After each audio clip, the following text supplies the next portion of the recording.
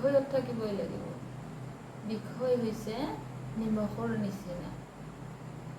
মানে উদাহৰণ মই সৰু উদাহৰণ দিছোঁ যে ভকতি হৈছে পানীৰ দৰে, কাৰণ ভকতিয়ে পানীয়ে যেনেকৈ আমাৰ লেতেৰাসমূহ চাফ কৰে, যিমান লেতেৰা হ'লেও আমি পানীৰে চাফ কৰোঁ। আৰু বিষয় নিমখ বুলি মই কি কাৰণত কৈছোঁ যে বিষয় যদি আমি মানে বিষয়ত নাথাকোঁ তেতিয়াহ'লে আমি ভকতিৰ সোৱাদ নাপাওঁ।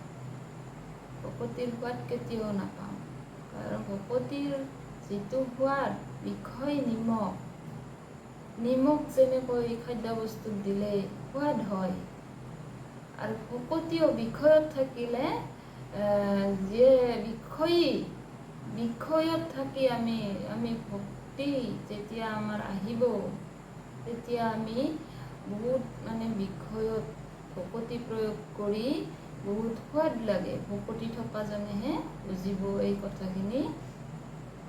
যিটো আমি বিষয়ৰ দিন ৰাতি বিষয়ৰ কথাত থাকোঁ, বিষয়ৰ মানে ঠাণ্ডা, বিষয়ৰ কৰ্ম কৰোঁ, এইসমূহ কৰ্মৰ মাজত যদি ভকতি যোগ হৈ থাকে, ভকতি মিহলি হৈ থাকে, তেতিয়া বিষয়ৰ লগত মানে সংযোগ হ'লে নিমখ যেনেকৈ প্ৰয়োগ হয় খাদ্যবস্তুত, ঠিক তেনেকৈ সোৱাদ বাঢ়ে।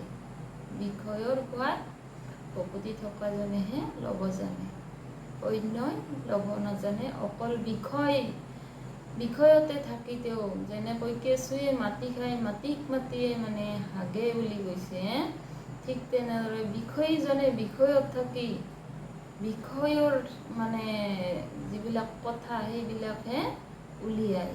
হৰিৰ কথা কেতিয়াও তেওঁ উলিয়াব নোৱাৰে, আৰু ভাবিবও নোৱাৰে, চিন্তিবও নোৱাৰে তেওঁ।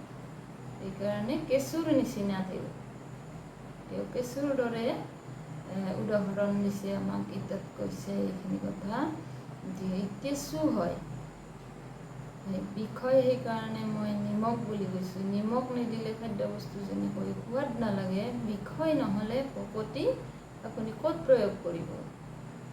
ভকতি আমি বিষয়তে প্ৰয়োগ কৰিব লাগিব। বিষয়ত থাকিহে ভকতি কৰিলে সিদ্ধি হয়। বিষয় বাদ দি যদি আমি ওলাই যাম ক'ৰবালৈ ভকতি কৰিবলৈ, তেতিয়াহ'লে সেই ভকতি নহয়, সেইটো ভকতি নহয়। ভকতজনে সদায় বিষয়ত থাকি আনন্দ মানে লাভ কৰিব পাৰে, যে প্ৰত্যেকটো কথাতে তেওঁ হৰিৰ চিন্তাত থাকে, আৰু সেইমতে তেওঁ আনন্দ লয় যে তুমি প্ৰভু মোক এনেকুৱাহে দিলা। খুব আনন্দ পায় তেওঁ। দুখ দিলেও তেওঁৰ আনন্দ, সুখ দিলেও তেওঁৰ আনন্দ। গতিকে তেওঁ সদায় আনন্দময় থাকিব পাৰে হৰিক ভজনা কৰা যায়। কৃষ্ণ।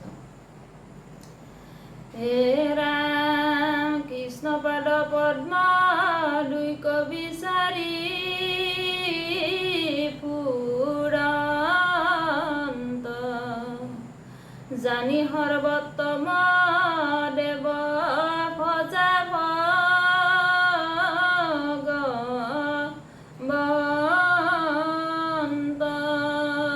যে লক্ষ্মী দেৱীও কৃষ্ণৰ পাদ পদ্ম বিচাৰি ফুৰে বুলি কৈছে। সদায় তেওঁৰ পদচৰণ লক্ষ্মী চাই বহুত ভাল পায়, বিচাৰি ফুৰে পাদ পদ্ম। সেইকাৰণে কৈছে জানি সৰ্বোত্তম দেৱ ভজা ভগৱন্ত। ধ্ৰুৱক কৈছে সেইকাৰণে তুমি জানি, তেওঁৰ গুণ চৰিত্ৰ জানি, মই যিখিনি কৈছোঁ সেইখিনি তুমি জানি লোৱা, আৰু তেওঁ সৰ্বোত্তম দেৱ বুলি তুমি ভজনা কৰা। মাতৃসকলৰ মই অনুৰোধ কৰিছোঁ, মাতৃসকলৰ মানে এইখিনি দায়িত্ব, সন্তানক মানে সৎ কথাৰ ফালে লৈ যোৱাৰ কাৰণে মাতৃসকলৰ এই দায়িত্ব সকলোৱে মাতৃয়ে আমি পালন কৰিব লাগে। নহ'লে আমাৰ সতি সন্ততিসমূহ বেয়াৰ ফালে গৈ আছে। আমি চকুৰ আগতে তিলকৈ তাক চাই থাকিব লাগিব।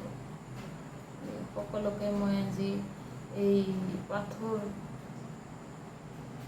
মানে সময়তে মই সকলোকে অনুৰোধ কৰিছোঁ মাতৃ হ'লে কাৰোবাই যদি সন্তানক বেয়াকৈও কয় তেতিয়া সৎ কথা ক'ব যে কৈছে বাবা, এইবিলাক কথা বুলি তুমি ভূক্ষেপ নকৰিবা। ডাঙৰে কেতিয়াবা গালি পাৰিবও পাৰে, তুমি এইবিলাক নধৰিবা আৰু তুমি সদায় সৎ পথে যোৱা, সৎ চিন্তা কৰা বুলি মাতৃসকলে সন্তানক শিকাব লাগে। এইটো আচলতে সুনতিয়ে ধ্ৰুৱক কোৱা কথা নহয়, এইটো আমাক শিকাইছে, আমাক ভাগৱতত শিকাইছে, ৰত্নাৱলীয়ে আমাক কৈছে, আমাক তেনেকুৱা হ'বলৈ দিছে মাতৃসমূহক। আজি আৰু মই বেছি ভিডিঅ' বহলকৈ নকৰোঁ, আজি ইমানতে মই ৰত্নাৱলীখিনি সামৰণি কৰিছোঁ। সকলোকে মই এই পাথৰ আসনৰ পৰা ঈশ্বৰৰ ওচৰত ভিক্ষা মাগিছোঁ যে সকলোৰে জীৱনটো ভক্তিময় কৰি তোলক।